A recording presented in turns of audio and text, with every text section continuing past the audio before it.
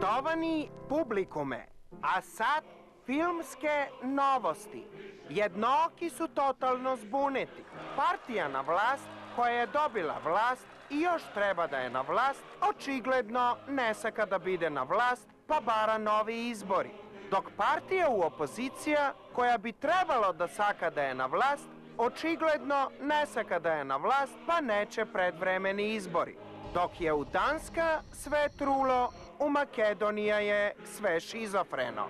Naši maratonci od planeta na majmuni opet su trčali počasni krug, u koji se iznaslušavme sve i svašta u noć na glupi repliki.